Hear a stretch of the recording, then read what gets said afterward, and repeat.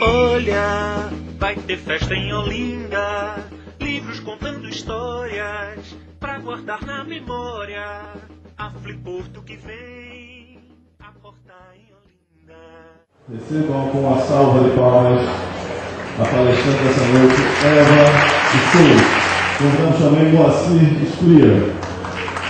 Bom, eu vou falar pouco, porque eu acho que a gente deve aproveitar essa chance rara de ouvir a sobrevivente de uma das maiores tragédias do século XX, que foi o Holocausto, né? E a palavra de um dos escritores brasileiros mais importantes, o Moacyr Scliar, que tem ideias interessantes sobre esse assunto. Eu não vou bancar o santinho aqui, eu vou confessar que jornalista gosta de tragédia, todo mundo sabe, né? E eu me lembro que eu convivi durante 20 anos com aquele que é considerado o maior repórter brasileiro, Joel Silveira. Ele foi correspondente de guerra na Segunda Guerra Mundial e ele sempre dizia que ia carregar pelo resto da vida o cheiro de sangue e óleo. Foi o cheiro que ele trouxe da guerra. E ele dizia que chegou à guerra com 24 anos, passou alguns meses e voltou para casa se sentindo com 80 anos, como se tivesse visto e vivido uma vida inteira em tão pouco tempo.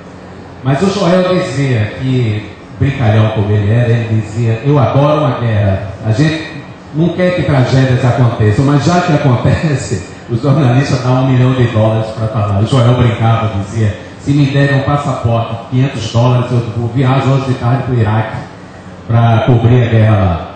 E uma cena de... como jornalista, eu tive sempre uma curiosidade de um dia ouvir testemunhas do horror nazista, mas do lado dos vilões.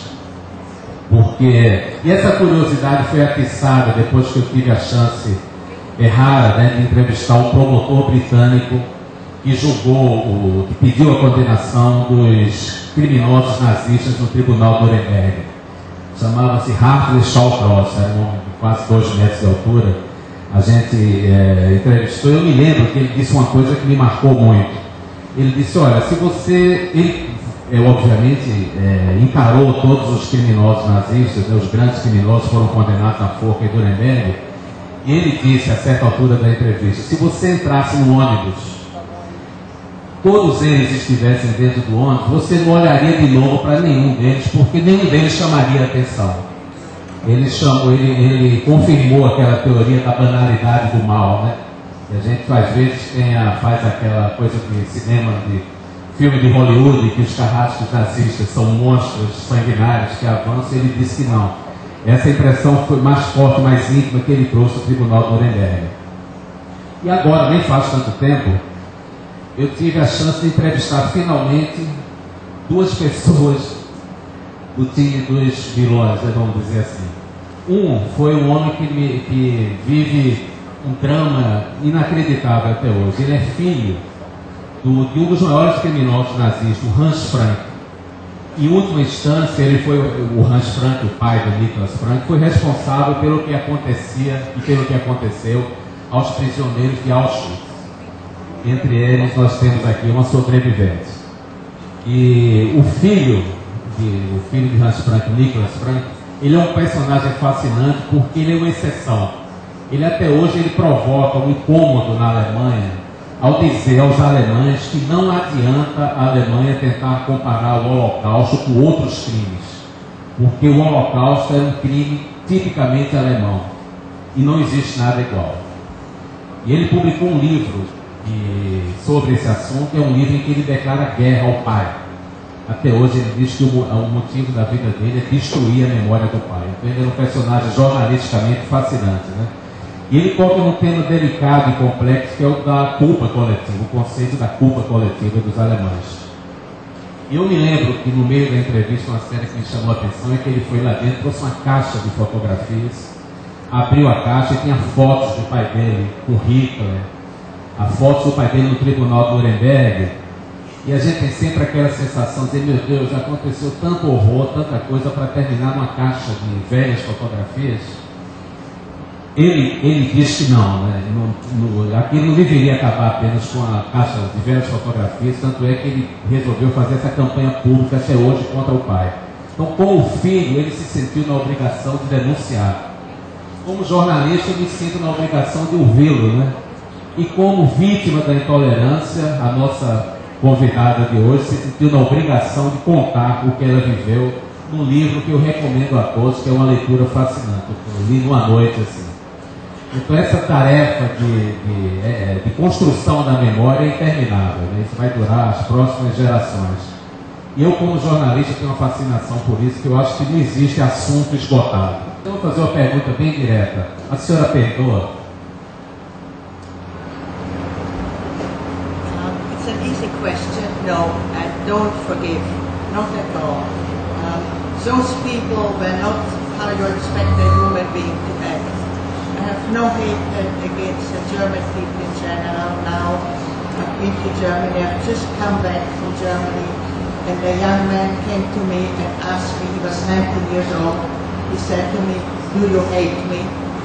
And I said, "Hate you? Why should I hate you?" He said, "Because I'm German," he said. And I said, "No, you're innocent. You have nothing to do with what your great grandparents did." But this is still a guilt feeling in Germany by the new generation of young people.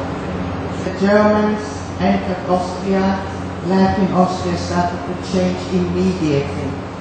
I went after school to my best friend, who was a Catholic little girl.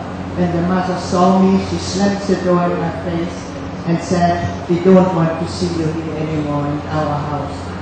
I went home crying. I said to my mother, "We didn't have a quarrel, we didn't understand." And my mother said, "From now on, for Jewish people, life is going to be very, very difficult." Because, all right, in Holland many people did help us, but we were betrayed by a Dutch nurse who betrayed more than 200 Jewish innocent people from them to death.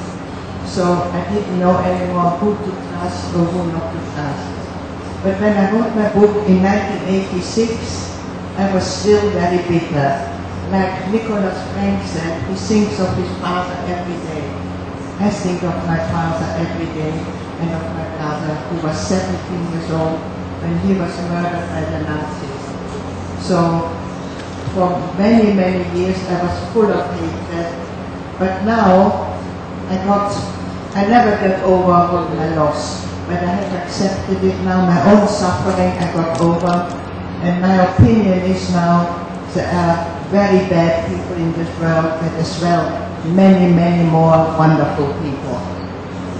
A senhora escreveu: "Eu não conseguia entender por que, com 15 anos, eu era uma pessoa indesejável, simplesmente por ser judia." A pergunta é a seguinte: quando e com que idade a senhora conseguiu entender, se é que conseguiu?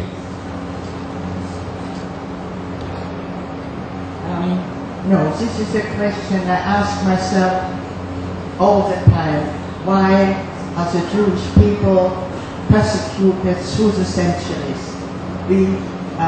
I know this German soldier said he thought he was the chosen people. We Jews think as well we are the chosen people. I know the South African Boers thought they are the chosen people. But chosen people are not chosen people. Every person is who he is. If it's a decent person, he has a right to live. So you can't condemn a whole people. The same as I don't condemn the German people as a whole. You have to choose a decent person. If he's a Christian or a Muslim or a Jew, it doesn't matter. There shouldn't be prejudice against the whole people just because they have a different religion or a different color. Por uma incrível coincidência, a casa onde a senhora estava escondida na Holanda foi invadida pela Gestapo no dia em que a senhora completava 15 anos de idade. E todo mundo sabe que uma festa de 15 anos é marcante na vida de qualquer garota, né? Eu queria saber qual é a lembrança mais forte que a senhora guarda desse aniversário tão traumático. Yes, we were betrayed, and it just happened to be my 15th birthday. We went down to breakfast. I got a little present from my mother, and I thought this might be a happier day. It was May 1944. We had been in hiding already for 2 years. and there was big knocking on the door, and the Nazis stormed in the house. As soon as they arrested us, I thought that will be the end of my life. I really thought in a day or two I won't be alive anymore. That is a horrific thought for a 15-year-old child. Agora a senhora passou 2 anos escondida no sótão. A senhora passou 2 anos escondida no sótão. A senhora pode descrever um dia típico nessas condições? O que é que a senhora fazia?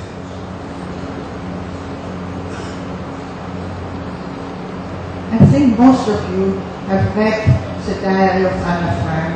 You know they were hiding for 2 years. There were 8 people there. In daytime they had to be very quiet because the office people were there. But in the evening they could walk around, they could talk, they could study. There was a young boy as well. There were families. So it was bad, but it was not as bad as I was hiding with my mother because we had to separate. My father and brother were in a different place. I was with my mother. I was a very sportive child. I liked to be outside. I liked swimming and skiing and mountain climbing. And suddenly I was cooped up with one person for 2 years. Every day is the same thing.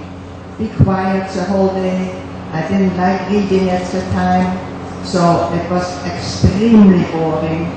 And at night the Nazis did house searches. We had a hiding place within the hiding place where we went when the Nazis came searching the houses. So every day we were wondering, what will happen this night? Will they find us? What will happen then? Will they kill us? Because when you were hiding, you were a special case. You got an S on your paper for Strafe, punishment. So they could have killed you on the spot. So the anxiousness was just unbelievable. Agora a senhora fez a viagem para o campo de concentração de Auschwitz de trem, nas condições mais desumanas que a gente pode imaginar, né? Queria saber o seguinte, quando o trem parava, a senhora tentava falar com os guardas? Se tentava, o que é que eles respondiam?